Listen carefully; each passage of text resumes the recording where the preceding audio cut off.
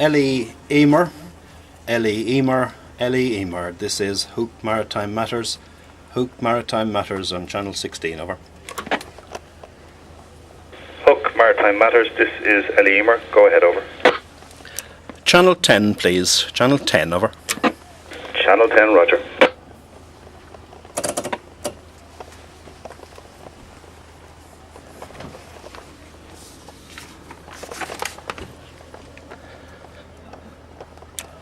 EMER, this is Hook Maritime Matters on 10, over. Hook Maritime Matters, this is EMER. You're loud and clear, over. Good afternoon, Captain. You're very welcome to Waterford Harbour. And just wondering, could we run a few questions by you as to why you're here today, over? Roger, you can ask me what you want, over. Okay, thank you. Can you tell us why you're here at all? Why are you here for this Maritime Matters weekend, over? Roger, we're here to first of all to represent the Naval Service and show some support to the festival and also to the local coastal community, over. And can you tell us something about the ship, about the EMER herself, over?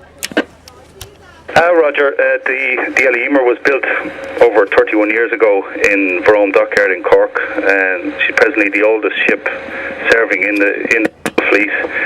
She is one of 8 ships and is termed as an offshore patrol vessel. She's presently home to about 50 people, men and women from around Ireland, including some from both Wexford and Waterford who have joined the Navy. Over. Thank you for that. And can you tell us about what the Navy actually does and what its functions are? Over. Roger, the Navy operates around the waters of Ireland out into the Atlantic to a range of approximately 200 nautical miles. Within that area we monitor the comings and goings of a wide range of vessels, including merchant vessels, pleasure craft and fishing vessels. Naval ships are involved in fishery protection, drug interdiction, search and rescue, and many other wide-ranging tasks. When carrying out these roles, we would work with an awful lot of the different organisations that are represented here over the weekend, including the Coast Guard and the RNLI, the Gardaí, as well as Customs and many others. Over. Thank you for that. And what type of equipment and people do you have on board to enable you to meet those roles? Over. Roger, yeah, despite the age of the vessel, the ship is very well kitted out. We'd have to be fully self-sufficient before we leave the naval base to embark on what would normally be a 4-week patrol. To achieve this, we'd carry enough fuel and stores to see us to complete whatever tasks are given to us before we leave.